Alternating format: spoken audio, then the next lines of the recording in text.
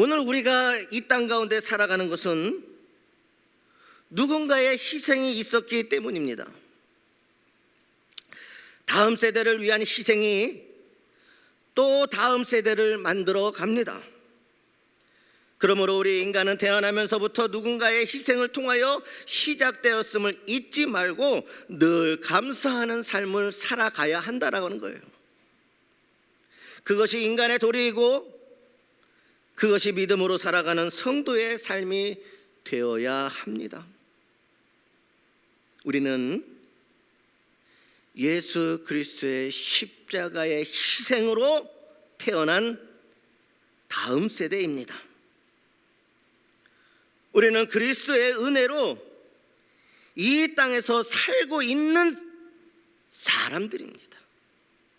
하나님의 은혜가 아니면, 하나님의 십자가의 대속이 아니면 우리는 여전히 죄로 인하여서 멸망받을 수밖에 없는 인생인데, 예수 그리스도의 희생, 십자가에 달려 피를 흘려서 죽으심으로 인하여 오늘 우리가 살게 되어진 줄 믿으시기를 주님의 이름으로 소망합니다.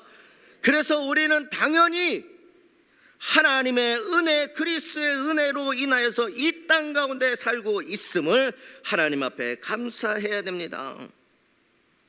하나님의 은혜와 사랑이 있기에 우리는 여전히 여기에 존재하고 있는 것입니다.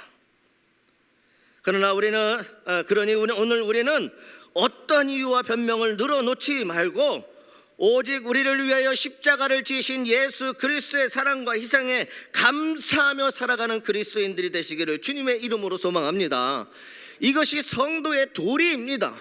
인간의 도리이기도 하지만 반드시 우리 그리스도인들은 그렇게 살아야 된다라고 하는 것입니다.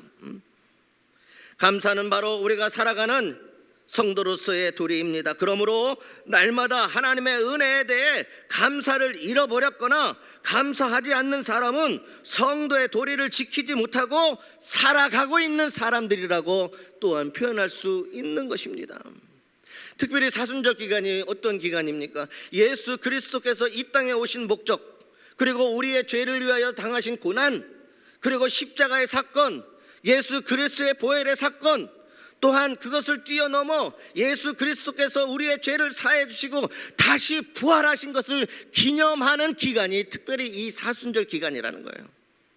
이 사순절 기간 동안 우리는 금식도 하고 회개하고 돌이켜서 거룩한 삶, 예수 그리스도의 십자가의 희생의 삶을 우리도 따라가는 이 시간, 우리가 한 가지 잊고 사는 것이 뭐냐면, 회개함으로 끝나는 것이 아니라 우리에게 보여주신 그 십자가의 사랑과 그 은혜에 회개하며 감사하는 시간이 되기를 주님의 이름으로 소망합니다. 회개와 거룩한 삶과 주님의 십자가에 대한 그 감사가 이 시간에 오늘 우리에게 있어져야 된다라고 하는 사실입니다. 누가복음 17장 12절에서 19절에 보면 예수님 앞에 나왔던 10명의 문둥병자가 주님의 은혜를 받아서 다 깨끗하게 고침을 받습니다. 한 번 문둥병에 걸리면 고치지 못하는 병이었고, 또 쫓겨나가서 방황하다가 죽으면 그 시신도 아무도 찾아가지 않습니다. 완전히 버림받고 그런 불행한 병입니다. 그런데 10사람의 이 인생의 처절하고 참혹한 이 버림받은 이 불행의 병을 주님께서 고쳐주셨어요. 10사람 모두가 다 주님 앞에 나왔는데, 10사람 모두가 다 깨끗함을 얻었는데 9사람은 전혀 주님께 나타나지도 않고 감사하지도 않습니다. 그런데 오직 사마리아 사람, 즉 이방 사람 하나만 예수님께 돌아와서 진심으로 감사하였습니다. 그래서 예수님께서는 이 감사를 받으시고 하나님께 영광을 돌렸다라고 선언하시고 기뻐하십니다. 동시에 예수님께서 묻습니다. 10사람 모두가 다 은혜를 받았는데, 모두가 다 치유함을 받았는데 9사람은 어디로 갔느냐, 그 9은 지금 어디에 있느냐라고 예수님께서는 묻습니다. 그렇게 하나님의 은혜와 정말 감당할 수 없는 복을 받았음에도 불구하고 그 하나님 앞에 감사하지 못하는 그 9은 지금 어디 있느냐. 물론 그 9은요 치유함을 받고 자신들의 병 고침을 받고 자신들의 기쁨을 누렸을 것입니다. 그러나 자신들이 스스로의 기쁨은 만족하고 누렸지만 그들은 하나님께 나오지 못했다라는 겁니다. 그때 주님이 물으시는 거예요. 어디 있느냐라고 물으시는 거예요.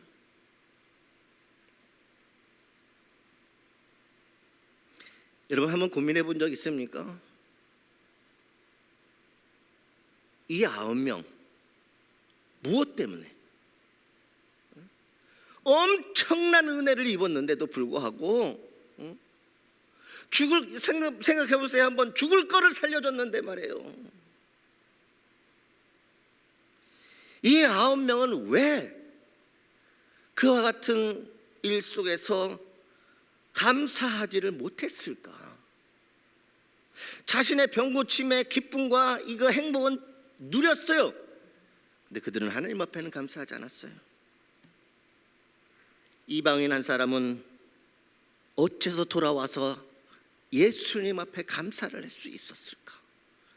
도대체 무엇 때문에 이러한 일들이 일어났을까? 여러분 여러 가지 이유를 찾을 수 있습니다만 그 9사람이 누군지 아십니까? 유대인들이었어요. 유대인이라는 게 뭡니까? 하나님이 택하심을 받은, 선택을 받은 하나님의 자녀들이었다라는 거예요. 아브라함, 이삭, 야곱에 이르는 구약에서부터 신약에 이르기까지, 성경에 이르기까지 지금까지 하나님의 선택을 받아서 하나님의 백성이었던 유대인들이었다라고 하는 사실입니다. 그런데 9사람 하나님의 자녀였던 믿음의 사람들이었던 이 9사람들이 왜 하나님 앞에 나와서 그 받은 바 은혜를 감사하지 못했을까? 오늘 이 누가복음 17장의 말씀을 통하여 하나님의 선택을 받은 오늘 우리가 고민해 보아야 될 문제입니다. 이 유대인들은요 생각하기를 하나님께 이런 은혜를 입고 사랑을 받는 것은 너무나도 당연하다고 생각을 했어요. 왜? 나는 하나님의 선택받은 자녀였기 때문에. 그러니 하나님이 이렇게 베풀어 주신 모든 은혜는 당연하다고 생각했던 거예요.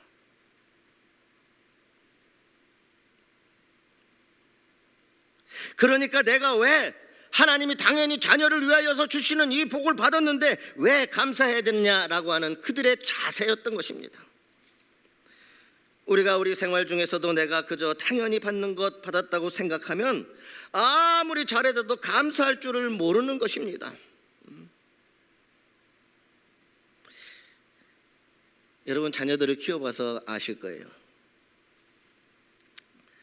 어머니가 나를 위해서 희생하고 아버지가 나를 위하여서 나를 키우고 먹여 살리기 위해서 이 세상에 나아가서 자신의 모든 것을 희생하면서 애쓰고 노력하고 나를 위하여서 당연히 우리 자녀들은 당연히 희생해야 되고 당연히 나에게 줘야 되고 나는 당연히 받을 것을 받았는데 뭐가 감사할 수 있겠냐라고 생각하는 자식에게는 아무리 잘해주어도 감사가 없지 않겠습니까? 더 잘해주지 않는다고 불평할 뿐이라는 것입니다. 어쩌면 우리도 그러고 있는지 몰라요. 오늘 우리가 살아가는 이 인생은 예수 그리스도께서 십자가에서 피를 흘려 죽으심으로 인하여 오늘 우리가 여전히 이 땅 가운데 살아갈 수 있습니다. 그 은혜를 우리가 깨달아진다면 우리의 삶 속에 수없이 많은 은혜가 함께하고 있음을 발견하게 되어질 줄 믿습니다. 그런데 우리는 그것을 당연하다고 생각하니 없는 것만, 불평한 것만, 주지 않는 것만 생각한다는 거예요. 은혜가 당연한 것이 아니라 은혜에 감사하기 시작하면 이 세상에 감사할 수 있는 것들이 얼마나 많은지 몰라요. 제가 오늘 이 설교를 했는데 저희 딸내미가 저기 성가대에 앉아서 이제 일부 예배 때 반주를 하는데 앉아 있었어요. 그런데 저희 이제 조카가, 큰 조카가 저희 형님 딸이죠. 이제 독일에서 이제 공부를 다 마치고 졸업식 그 장면을 사진을 찍어서 이렇게 보냈어요. 혼자 나와서 마이크 잡고 막 얘기하는데 독일어로 얘기해서 다 알아듣지를 못했고 나와서 뭐 발표도 하고 하는데, 그래서 그것을 저희 형님이 그걸 올려놨어요. 오늘 올려놔가지고 이제 가족들 단톡방에서 그걸 다 보는데, 제가 그래서 거기다가 최고라고 하는 것을 이렇게 보냈어요. 근데 이 최고를 어떻게 보냈냐면, 제가 딸내미한테 우리 집 가문에 사람이면 꼭 해야 되는 게 있어요. 발가락으로 네 발가락 이렇게 하고 엄지 발가락 있잖아요. 요걸로 체구를 올릴 수 있어야 조씨 가문의 딸인 거예요. 근데 제가 어렸을 때 이렇게 해보니까 되는 거예요. 그래서 제가 훈련을 시켰어요. 너 이렇게 한번 해봐. 이렇게 하고서 이렇게 이게 최고. 근데 소파에 누워서 저 아빠한테 걔가 발로 이렇게 해서 최고라고 하는 거를 발가락으로 올려놓은 사진을 제가 재밌으라고, 가족 단톡방이니까 그것을 올렸어요. 그러고서 밑에 최고 이렇게 해서 다시 글을 써서 보냈는데, 조금 아까 전화가 왔어요. 왜 전화 온지 아십니까? 아빠, 내 사진 마음대로 도용했으니까 판권 내놓으라고. 자기 사진을 마음대로 올렸으니까 합의를 보재. 합의. 아빠 나하고 합의 봐야 돼. 왜냐하면 내 사진을 무단으로 아빠가 올렸어. 그러니 나하고 합의를 보내. 그러다 있다 그러는 거야. 빨리 용돈 보내. 응? 어떻게 보면은요, 우리 자녀들은 부모가 주는 모든 은혜와 사랑을 당연하다고 여기는 거예요. 아버지가 주는 거 당연한 거예요. 어머니가 나를 위해서 희생하는 거 당연한 거예요. 나를 낳았으니 당연히 먹여주고 살려주고 이런 거 뒷받침해주고, 그거 당연하다고 생각한다는 거예요. 그런데 여러분, 그리스도인들도 예수님 앞에 그런 경우가 얼마나 많은지 몰라요. 당연하면 뭐가 문제냐면 지금까지 베풀어 주신 한량없는 그 은혜가 뭔지를 모르고 산다는 거예요. 근데 그 은혜를 깨닫는 그 순간 작은 것부터 시작해서 야, 이게 정말 은혜였구나, 이게 정말 감사였구나. 여러분 한번 생각해 보세요. 우리 자녀들이 너무나도 당연하다 그러니까 대한민국에서, 전 세계에서 어버이날을 지정하지 않았습니까? 얼마나 그날만큼이라도 우리가 감사하자 말이야. 키워주신 은혜에 감사하자 말이야. 응? 여러분이 이 지금 누가복음에 나온 이 문둥병자, 9명의 문둥병자는요, 하나님이신 예수 그리스도께서 그들에게 베풀어 주신 갚을 수 없는 그 은혜를 당연하게 여겼어요. 나는 하나님의 자녀니까 받을 만하지. 그래서 그들은 세상을 향해 나아갔던 겁니다. 자신의 기쁨은 마음껏 누렸지만 그들은 돌아오지 않았어요. 하나님 앞에 감사하지 않았어요. 근데 여러분, 이게 우리 신앙의 문제가 되는 거예요. 받은 은혜를 감사하지 못하고 살아갈 때에 정말 큰 문제가 생깁니다. 그런데 여러분, 사마리아 사람 보세요. 이 사람은요, 돌아온 한 사람은 이방인이었어요. 개 취급받았단 말이에요. 그의 마음과 그의 생각은 뭐가 있었냐면, 나는 받을 자격도 없는데, 나는 이렇게 부족한 사람인데, 나는 이렇게 부끄러운 사람인데, 나 같은 사람에게도 이와 같은 주님의 은혜가 있구나. 나같이 병들어 죽을 인생도 예수님을 만나니 예수님께서 살려주시는구나. 그는 자신이 낳은 그 기쁨보다도 먼저 무엇이 생각이 났냐면 주님이 자신을 살려주신 그 은혜가 먼저 기억이 난 거예요. 그래서 가정으로 세상으로 달려가지 않았습니다. 내 문제, 인생의 모든 것을 해결해 주신 예수님을 만나고 싶었던 거예요. 그 주님의 얼굴을 또 보고 싶었던 거예요. 부족한데 갚을 수 없는 그 사랑을 받았는데 그 은혜를 어떻게 하면 할 수 있을까 해서 주님을 향하여 그는 자신의 기쁨을 다음으로 하고 주님을 향하여 달려나갔던 것입니다. 오늘 사순절 기간 동안에 우리는 십자가의 대속의 은혜에 감사하여 예수님 앞에 달려나갈 수 있는 그러한 믿음과 신앙이 있기를 주님의 이름으로 소망합니다. 이 사순절 기간 회개와 성화 거룩한 삶을 살아가면서 십자가를 지고 함께 주님과 걸어갔지만 거기에는 주님의 십자가의 사랑이 있음을 믿고 주님 앞에 나와 하나님 앞에 감사했을 때 하나님께서는 영광을 받으시고 그것을 기뻐하셨습니다.